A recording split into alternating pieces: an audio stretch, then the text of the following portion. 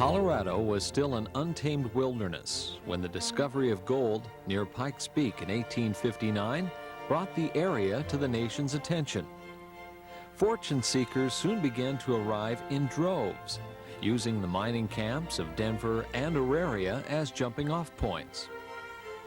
During 1859, the big excitement, as the year of the gold discovery was termed, at least 12 Jews of German descent migrated to Colorado to join in the quest for freedom, new opportunities, and wealth. Disillusioned over the failure of democracy in Germany in 1848, and weary of economic instability, some of them had joined a larger German migration to America in search of more favorable living conditions.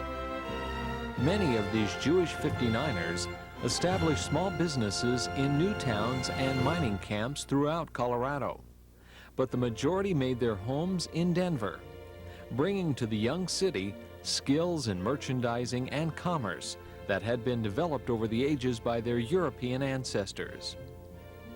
Although these German Jews felt a strong sense of kinship and Jewish identity, and met for Rosh Hashanah services as a group that very first year of 1859, not until the 1870s did the Denver Jewish community mature and achieve permanence. In 1871, the Hebrew Cemetery Association was formally organized, and in 1874, Congregation Emmanuel was founded. It was in 1872 that B'nai B'rith was founded in Denver, an organization that was to influence the growth and development of Colorado's Jewish community for over a century and have a wide-ranging effect on the larger Colorado community as a whole as well. In addition, generations of B'nai B'rith leadership have made their mark on numerous projects in Colorado, extending the impact of the organization even further. The B'nai B'rith Lodge of Denver was organized as a chapter of the larger B'nai B'rith of America, which was established in 1843 by a small group of Jewish men who met regularly at Sensheimer's Cafe on Essex Street in New York City. Initially undertaken to provide a base of fraternal networking and mutual aid, the National B'nai B'rith soon evolved into a social and philanthropic organization dedicated to supporting humanitarian causes. In addition, the lodge provided a form of insurance to members who paid dues, dispensing sick benefits and widows' and orphans' pensions. Similar motives operated behind the founding of B'nai B'rith Lodge number 171 of Denver, perhaps even more crucial in the fledgling frontier community where the Jewish population was minute. The discussion which resulted in the founding of B'nai B'rith is said to have taken place in the insurance office of Louis Onfanger, one of Denver's leading pioneers, who would also become a founder of Congregation Emmanuel and later the National Jewish Hospital for Consumptives, as well as a member of the Colorado House of Representatives.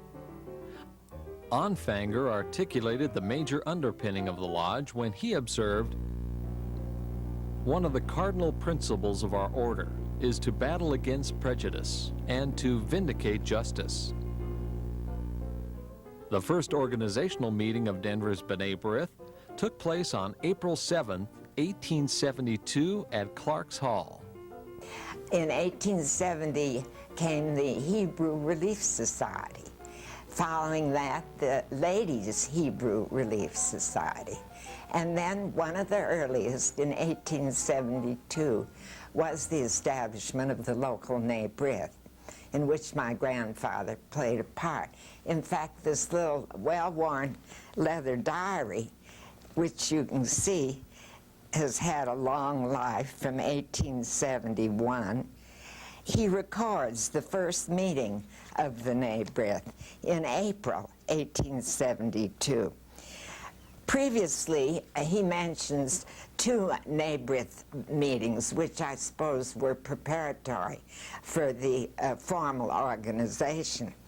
Then on April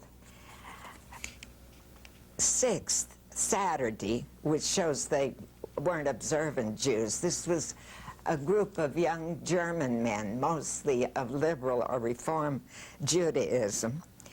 He says, I went to the depot in the morning to welcome Feynman of Kansas City. Then there are several names which have become illegible, but they were from St. Joseph and from Leavenworth, which shows the geographical compass of the district. Then there was a meeting that evening, and he says Sunday, April the 7th, was the formal organization of the B'nai B'rith, Lodge 171. I was elected secretary. Membership would be open to any Jewish male over the age of 21 who demonstrated good character. Dues for the organization were set at $1.50 to be paid quarterly. The initial membership of B'nai B'rith numbered 25 and included prominent names in both the Denver Jewish and general community. David Klein served as the first president, Fred Solomon as vice president, and Louis Onfanger as secretary.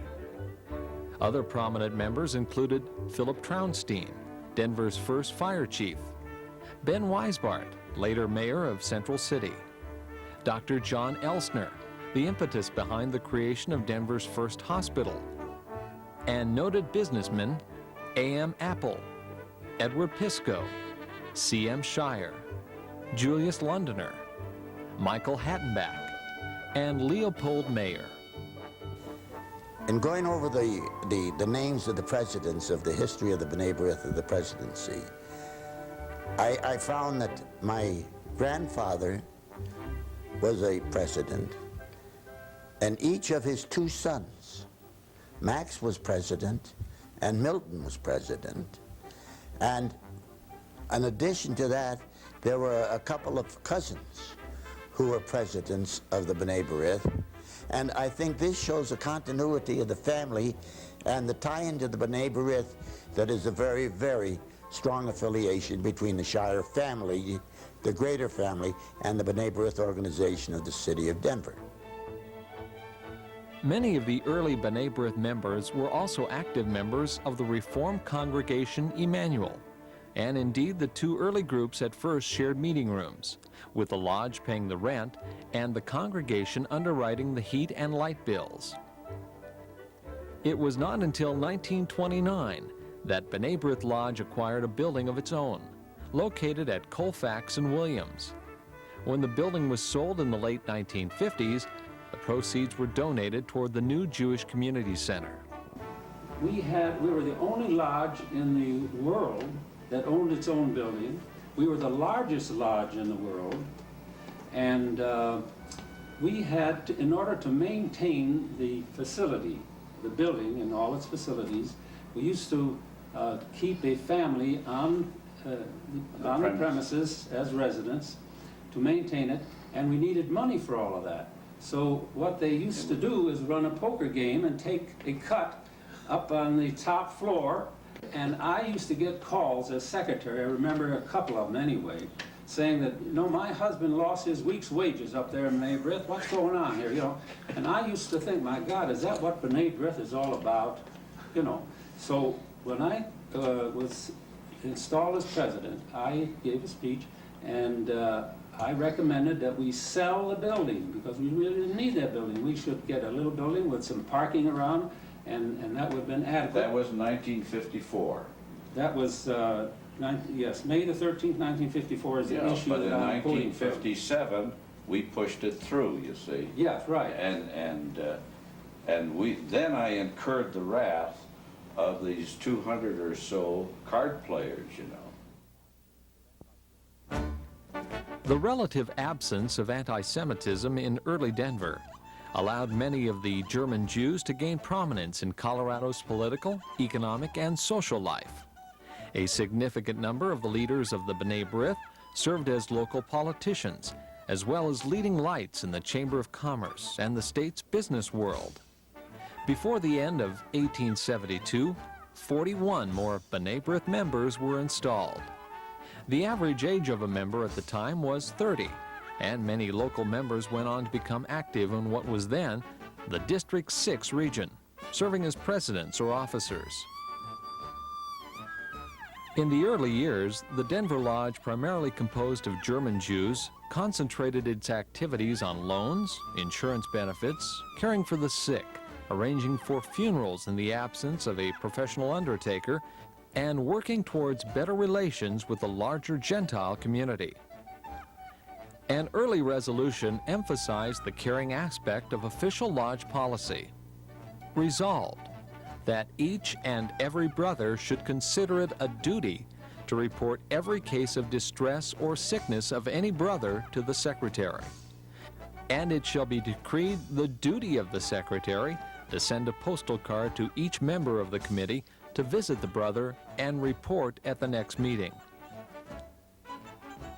Lodge programs and assistance were funded by entertainments, like the popular Purim balls, as well as dues. By the early 1890s, the dues had been raised to $7.50, in addition to a one-time initiation fee of $10.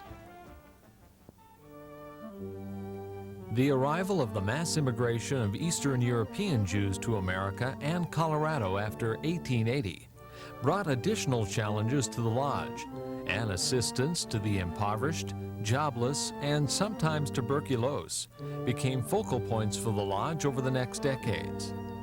Ultimately, these Eastern European immigrants would cause a shift in the makeup of the lodge, with Eastern European Jews eventually outnumbering German Jews. In 1916, Joseph Lieberman became the first descendant of Eastern European Jews to become president of Denver B'nai B'rith Lodge 171. As early as 1872, the lodge had sent $112 to assist Romanian Jews, and by the early 1880s, the lodge was sending funds to Russia to aid imperiled Jews caught in the terrible web of pogroms and discrimination. When immigrant Jews were sent to Atwood, Colorado, to establish an agricultural colony in the early 1890s, the lodge did its best to assist the ultimately unsuccessful colony by providing money for land, cows, and shingles for roofs. The lodge also contributed to the National Council of Jewish Women's Settlement Work, the Free Loan Society, and the Jewish Free Kitchen in the largely immigrant area of West Colfax.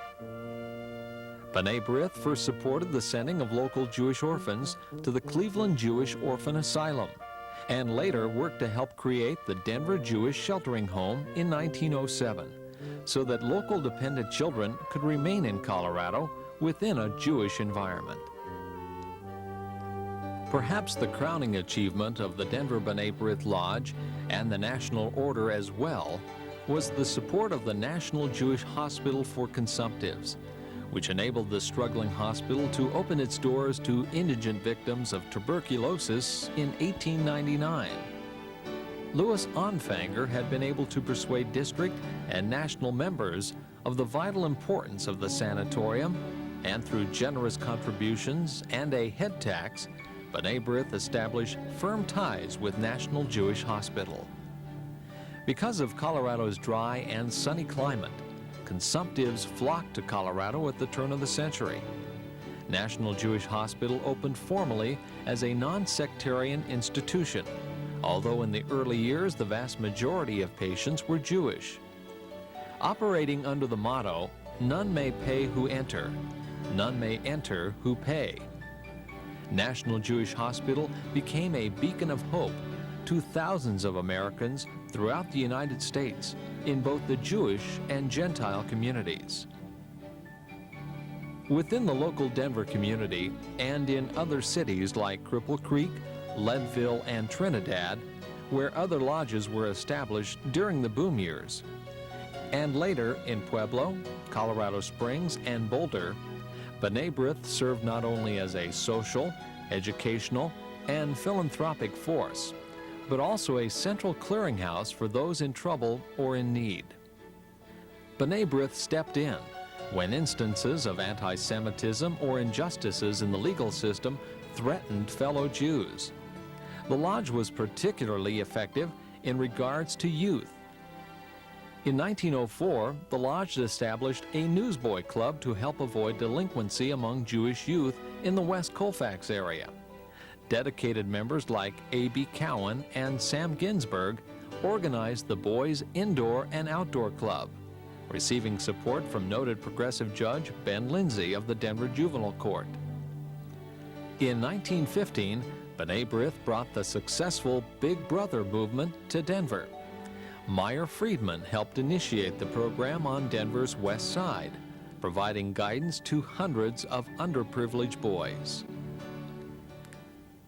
In the 1920s, a few courageous men like Philip Hornbein, the son-in-law of Louis Onfanger, Charles Ginsberg, and Ira Quiet worked behind the scenes to counter the efforts of the Ku Klux Klan, which had achieved great influence in Colorado government. My father was the leader in opposing the Ku Klux Klan. He spoke all over the state in opposition to it, many times receiving threats from people who supported the Klan. The Klan was very powerful in Colorado in the early 1920s. And that was the time he tried to have Stapleton recalled, but that wasn't successful. And Governor Marley was also a member of the Klan and was influenced by the Grand Dragon of the Klan, who was Dr. John Galen Locke. Marley had a sad time and finally was in Leavenworth prison on a charge unconnected with the Ku Klux Klan, but he left Colorado in disgrace. Hornbein in particular was later recalled as the most outspoken opponent of the Klan and an ardent defender of civil rights and civil liberties. It took great courage to speak out against the Klan at this time, and although few people were willing to take the risk, these prominent members of B'nai B'rith stood their ground. In the 1930s, the lodge focused on organizing Brotherhood Days and the Human Relations Institute, which was first held in 1938 at Estes Park, in an attempt to educate the public and erase bigotry. Devoting its attention to education, the lodge also sponsored numerous lectures and organized a College of Jewish Studies that held popular classes throughout the 1930s. During the war years, B'nai B'rith demonstrated significant support for America and its allies through the War Bonds effort.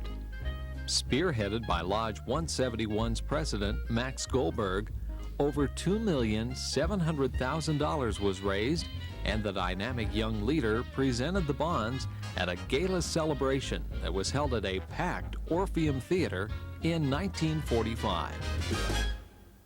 The Anti-Defamation League had been created in 1913 by the National B'nai B'rith to combat anti-Semitism.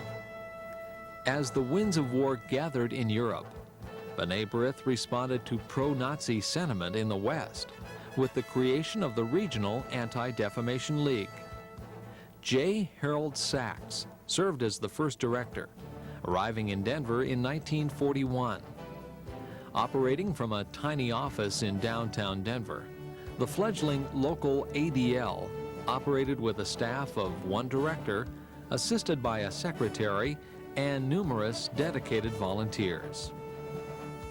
Involvement in ADL activities soon became a family tradition for many, including well-known Denver Jews such as Noah Adler and his son Larry, A.B. Hirschfeld and his son Barry, Charles Rosenbaum and son Stanton, Mel Schlesinger, who served as B'nai B'rith's first ADL chairman, inspired his niece, Leslie Davis, to become an ardent ADL supporter.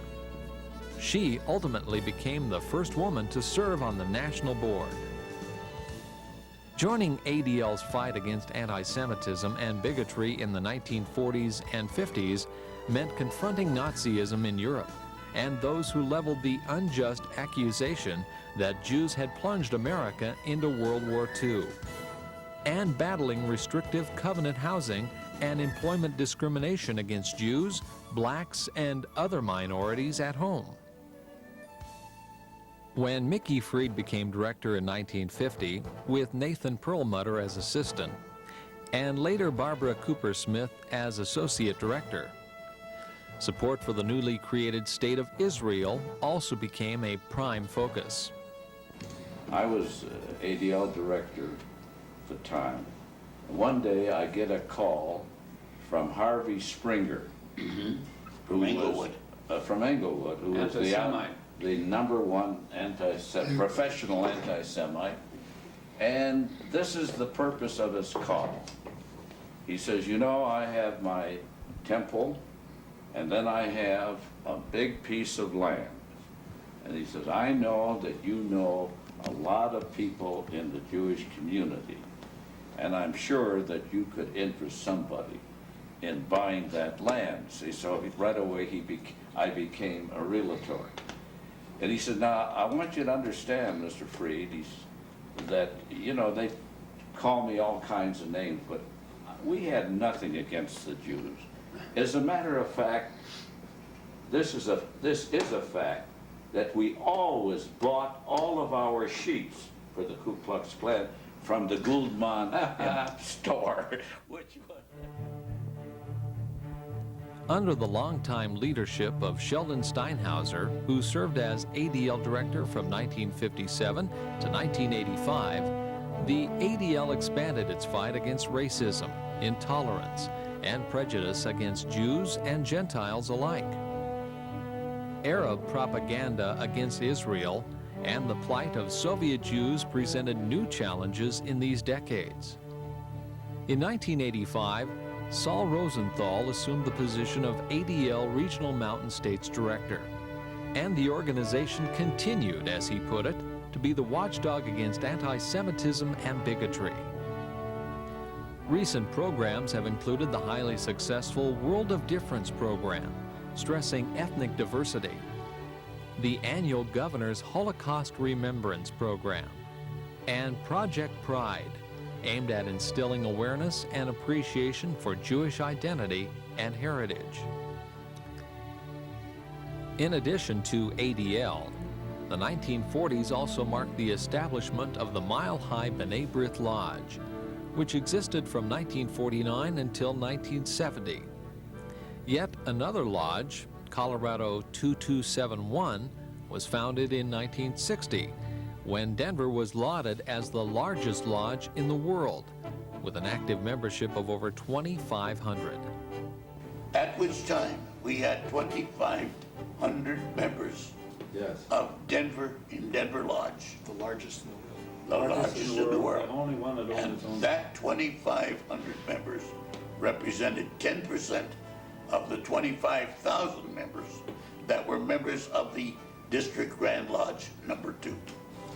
But we used to get something over 200 members to a meeting. And there would always be these arguments that Lou alluded to. And we had men like Harry, the councilman from the West Side. Harry Rosenthal. Harry Rosenthal would come to a meeting.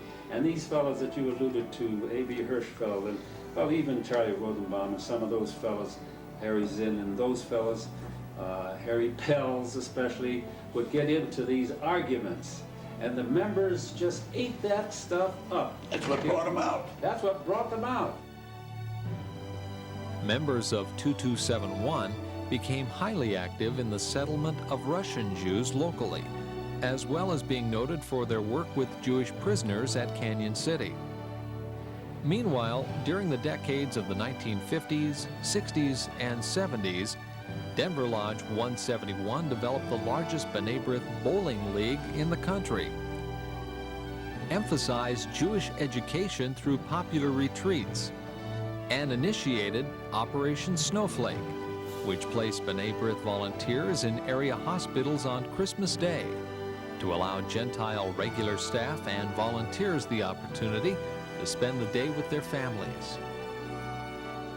Inspired by A.B. Cowan, longtime community service chairman of Lodge 171, B'nai B'rith member Max Frankel has conducted Passover Seders and High Holy Day services for Canyon City inmates over the past 45 years. In 1989, the Colorado Lodge merged into the Denver Lodge 171.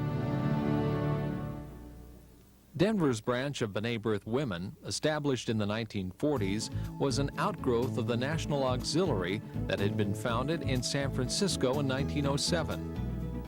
The members of Denver's B'nai B'rith Women's Auxiliary also played a prominent role in the war effort, selling bonds, enrolling much-needed blood donors at National Jewish Hospital, and entertaining soldiers stationed at Fitzsimmons Army Hospital in Aurora.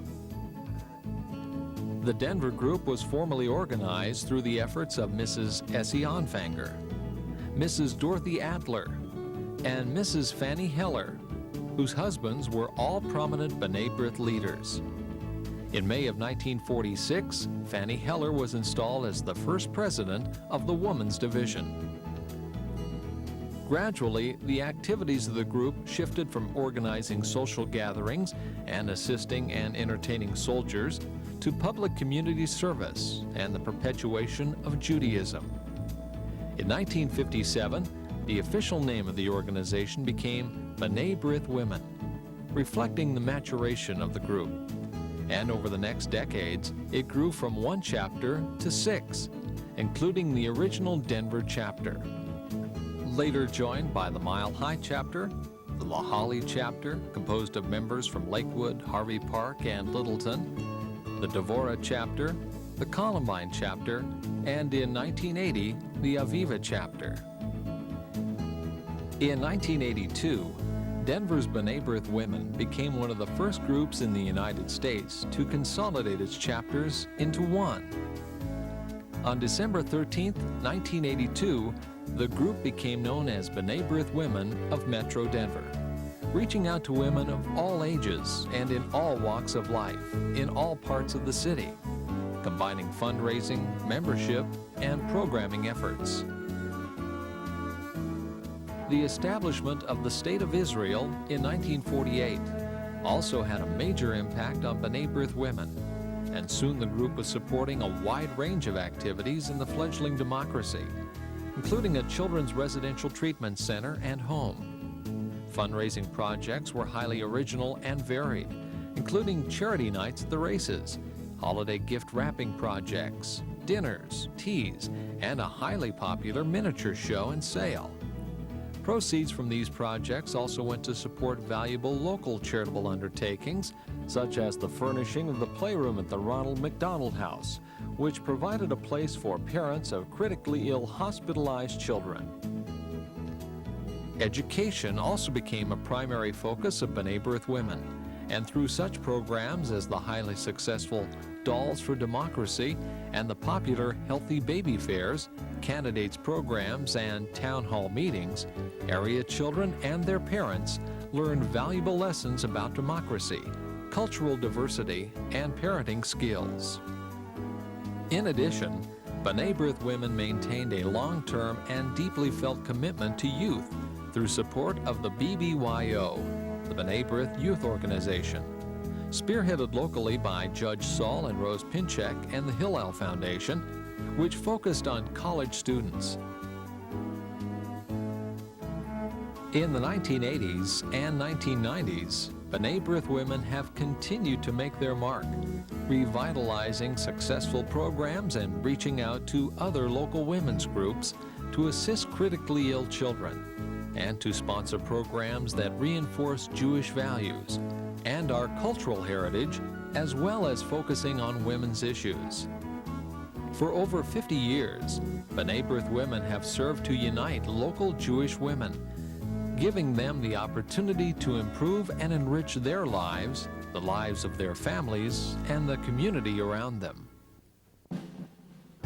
Concern for Jewish youth had always been a priority for B'nai B'rith, and is clearly evidenced in the vitality of the B'nai B'rith Youth Organization, BBYO, which had its roots in the 1924 founding of a junior B'nai B'rith under the direction of Milton Shire, and establishment of the regional Hillel Council for the benefit of those of college age. Well, my father wrote the ritual along with, I believe it was Sam Frazen, who was the vice president of the B'nai B'rith, and the two of them together wrote the ritual for the AZA. And it became accepted, and I imagine it's still used as of today. In the next decades, AZA, Aleph Zadik Aleph for boys, and BBG, B'nai B'rith girls, provided hundreds of Jewish youth with the opportunity for social interaction, strengthening of Jewish commitment, and worthwhile charitable projects. I was very active in AZA. I was president of AZA Lodge number 6 in 1928, the year we had the 5th International Convention of the AZA in Denver. And it just sort of grew from that because I was very active in the AZA. We have a picture, by the way, of over 150 young Jewish lads whose picture was taken in the vestry room of the old BMH down on 16th and Gaylord. And the thing that sticks out, the photographer took the pictures in such a way that were the ears of every one of those boys. The first thing that hits your eyes when you look at that picture, you see their ears. And some of those young men became the leaders of this community. Well, I think that the most important thing about BBYO is that it's a Jewish organization where teenage girls and guys can get together and they can explore their Jewish heritage and just do a lot of neat stuff together. And I think that, you know, it's just a great opportunity for everyone because it just builds leadership and it builds Jewish pride in everyone that belongs. BBYO is really a great experience for teens to come and get together, especially in a society where the Jewish community is really spread apart, and not many of us have a lot of Jewish teens in our high school, so it's nice to come and practice our tradition with other Jewish peers. I think tradition is also a really great aspect of BBYO. It really makes up the backbone of this organization, and that's what's really kept it around for so many years. I guess the most rewarding experience for me in BBYO was attending the Chapter Leadership Training Conference, or CLTC, this past summer in Wisconsin. I met people from all over the USA and Canada, and I still keep in touch with them, and I know they're going to be my best friends for life. Everyone is always saying, you get out of BBYO what you put into it. This statement is so true, considering the fact that I have gained some of the best friends of my life that I know I will keep in touch with forever. And I also have gained leadership qualities that I know can also bring me through the rest of my life. When applying for college, or even going through an interview for a job, I know I can use the leadership qualities I've learned through holding the positions of Nasiya or Siganit and apply them to my life.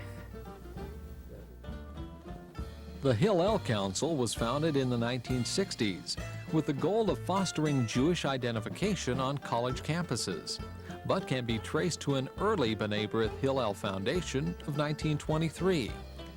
Over the years, active Hillel houses have been established on the University of Colorado Boulder campus and the University of Denver, with outreach programs to Colorado State University and the University of Northern Colorado. Activities have included lectures, Passover Seders, high holiday and Sabbath services, and more informal gatherings such as lox and bagel brunches, Israeli folk dancing, theater parties, and potluck suppers.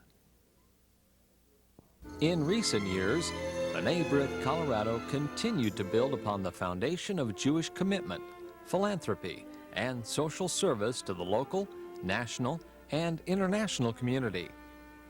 Local members went on to hold leadership positions at the district and international levels, continuing to foster the goals and traditions of the Lodge's founding fathers.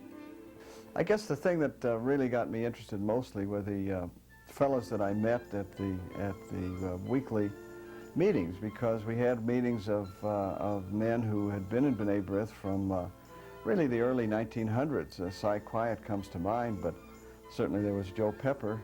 These people are all gone now, and Ben Blumberg, and one of the most unforgettable characters I ever met was a man named Herman Wanger.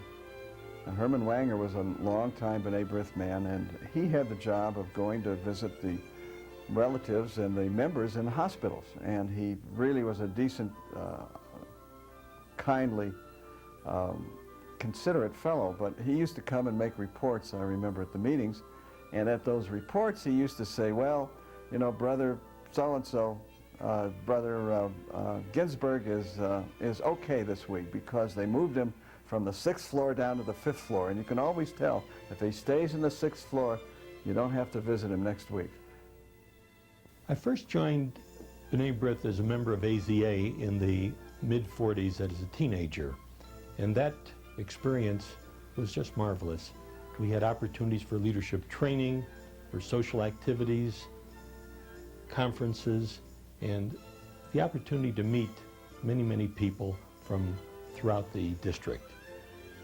And I think that that provided a foundation later as I look through my years in college and my professional training as a basis for leadership training, which enabled me, I think, to perhaps be a little bit more successful at what I did. My involvement in B'nai B'rith began in 1975, and I became involved really at a level that was hardly noticeable. I joined the bowling league, in which many of the members first joined.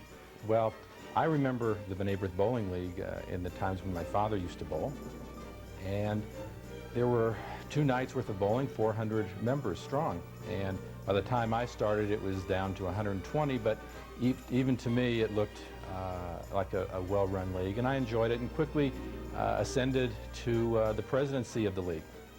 And really at about that time, which was around 1980, I remembered having to go to a lodge meeting to ask for funds that helped cement the bowling league, and it was at that time where I became involved with B'nai B'rith Denver Lodge. In talking about B'nai B'rith locally, we sometimes forget about the importance that it brings to world Jewry. B'nai B'rith's presence in over 50 countries today is the single largest voice representing all Jews. It's now been about 15 to 16 years that I've been a member of B'nai B'rith. It's still family to me. It's still part of my mishpacha. I love it. As a matter of fact, when my son, my firstborn, was born in 1986, and there was a new program in membership going at B'nai B'rith International, the Sons of the Covenant. And for $250, you could make your son a member of B'nai B'rith, a lifetime member. So I went ahead and did that, and there was a ceremony at the B'nai B'rith District Convention, where in fact they gave me a certificate and a Kiddush cup. And inscribed in the Kiddush cup was my son's name, Ben Sion Yehuda Klinger. And it said he is a lifetime member of B'nai B'rith. Till he's 18 years old, he will then go into a lodge of his choice. And that again was also very exciting for me, to have a son now become a member of B'nai B'rith, and he's a newborn. The first involvement that I had in B'nai B'rith organization was in 1975. Larry Gelfand asked me to come in and take over a young leadership program. And I think that that became my mainstay as I worked through the various chairs to become president of the lodge. The involvement that I had after my presidency in the Denver Lodge was to move up to become president of the district. It also provided an opportunity for me to serve on various international cabinets and commissions, such as the BBYO Commission, such as the ADL National Commission, various cabinets in fundraising and membership. And I've made some long lifetime friends as a result of these experiences. And I think had I not been asked to join B'nai B'rith Lodge, that opportunity would have not presented itself to me. Since 1872, well over 100 years, B'nai B'rith has compiled an admirable record of service. And as part of the greater international B'nai B'rith, the largest Jewish organization in the world, It unites the Jewish community in dedication to the betterment of the Jewish people, the strengthening of Israel, and the preservation of Jewish learning and life around the world. Please join us as we honor the past and build the future.